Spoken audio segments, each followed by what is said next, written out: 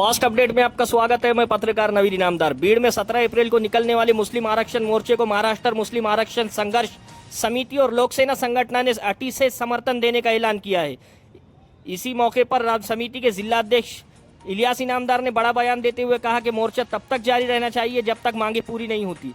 उन्होंने साफ कहा है कि पहले भी मुस्लिम आरक्षण के नाम पर समाज की दिशा भूल की गई थी और इस बार ऐसा बिल्कुल होना नहीं चाहिए। इनामदार ने मोर्चा आयोजक पर सवाल उठाते हुए कहा, संयोजक किस राजनीतिक पार्टी से जुड़े हैं यह समाज को पता होना चाहिए। शहर में चर्चा है कि आयोजक किसी बड़े नेता से जुड़े हुए हैं, इसीलिए उन्होंने साफ कहा है कि संयोजकों ने अपनी राजनीतिक भूमिका स्पष्ट करनी चाहिए। इनामदार ने चेतावनी देते हुए कहा, आजकल कुछ लोग समाज को इकट्ठा करके राजनीतिक फायदा उठाने की कोशिश करते हैं। अगर ऐसा हुआ तो समाज कभी माफ नहीं करेगा। उन्होंने बीड़ जिले के सभी नागरिकों से अपील की कि मोर्चे में बड़ी संख्या में शामिल हो और प्रशासन पर दबाव बनाए ताकि मुस्लिम आरक्षण का मुद्दा हल हो सके। अब सवाल यह है, क्या यह आंदोलन सच में समाज के लिए है या इसके पीछे कोई राजनीतिक खेल है? आपका क्या कहना है? कमेंट करके जरूर बताएं। धन्यवाद।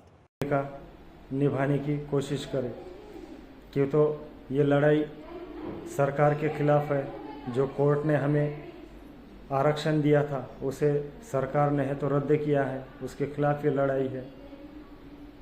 साथ में आरक्षण मोर्चे जो निकाल रहे हैं, जो संयोजक है, आज तक है तो उनकी जो इस आंदोलन से जुड़कर जो राजकीय भूमिका है, जो सियासी रोल है, वो अब तक है तो सामने नहीं आया। संयोजक से यह अपील है कि उन्होंने अपनी राजकीय भूमिका स्पष्ट करनी चाहिए। क्यों कि कुछ साल पहले भाजपा के इशारे पर भीड़ में ही नहीं बल्कि पूरे महाराष्ट्र में मुस्लिम आरक्षण आंदोलन को लेकर एक पाशा पटेल नामक नेता ने पूरे मुस्लिम समाज को आरक्षण के नाम पर है तो एक करने की कोशिश की थी। और पूरे महाराष्ट्र में सच्चर रिपोर्ट आने के बाद किताबें छापकर, वो सच्चर के रिपोर्ट की किताबें छापकर है तो सबको बांटने के लिए लगाया था, जिसमें हम भी एक आरक्षण कार्यकर्ता बोल के वो किताबें बांट रहे थे। तो कहीं ना कहीं पाशा पटेल के जैसा ना हो समाज को गुमराह करने वाली बात। क्यों तो बाद में पाशा पटेल ने लोगों को तो जमा किया, लेकिन सियासी फ़ायदा लेके विधान परिषद पे गया, केंद्रीय कृषि आयोग पे मंत्री दर्जे पर जाकर बैठा और उसके बाद है तो काय का मुस्लिम आरक्षण और काय का मुस्लिम समाज, ये भूमिका उसने बाद में स्पष्ट की। तो उसी तरह से है तो अब इस बार भी है तो वैसा ना हो। जो संयोजक है उन्होंने अपनी राजकीय भूमिका स्पष्ट करनी चाहिए। शहर में चर्चा है कि संयोजक जो है तो अहमदनगर के जो खासदार है नीलेश लंके, उनके पीए या कुछ कार्यकर्ता है, तो आगे चल के ना इसकी सियासत हो। क्यों तो कई जगह पर हमने देखने में आया कि बहुत सारे है तो कोई सेवा संघ बनाता है, लोगों को जमा करता है, लाभ का पद लेता है, कोई है तो कोई तंजीम बनाता है, कोई है तो मोर्चे निकालता है, आंदोलन करता है और लोगों को जमा करके सियासी फ़ायदे उठाने की कोशिश करता है। इलेक्शन का टिकट मांगता है, पार्टी का पद मांगता है, गुत्तेदारी मांगता है या टेंडर मांगता है। तो ये आरक्षण का जो लड़ाई है तो ये आरक्षण की लड़ाई है तो निरंतर चलनी चाहिए, लगातार चलनी चाहिए। क्यों तो मकसद है मुस्लिम समाज को आरक्षण दिलाना। जब तक मुस्लिम आरक्षण मिलता नहीं तब तक ये लड़ाई जारी रहना।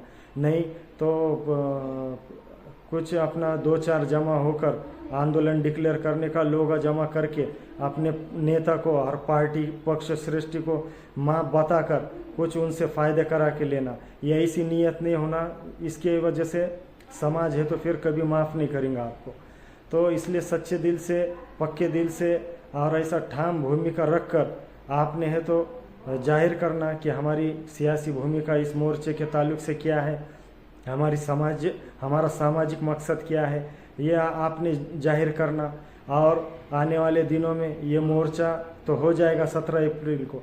मोर्चे के बाद भी हमको है तो सबको मिलकर राज्य स्तरीय आंदोलन छेड़ने की ज़रूरत है। जब तक सरकार को हम झुकाएंगे नहीं तब तक हमारे हक और अधिकार हमको मिलेंगे नहीं। समाज गुमराह ना हो और समाज गुमराह ना होकर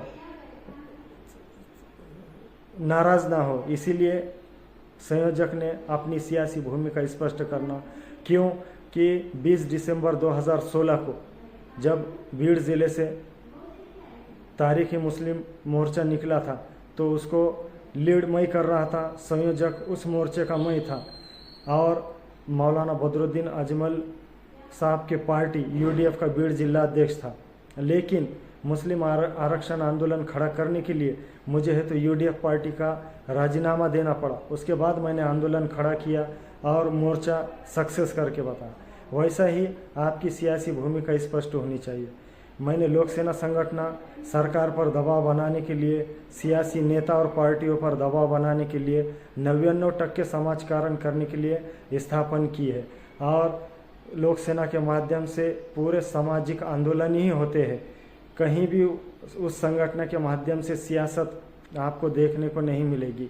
इसलिए मैं मोर्चे के संयोजक से अपील कर रहा हूं कि आपने अपनी सियासी भूमिका स्पष्ट करना, सामाजिक उद्देश्य स्पष्ट करना और उसके बाद है तो जो लोगों में नाराज़गी है, जो लोगों में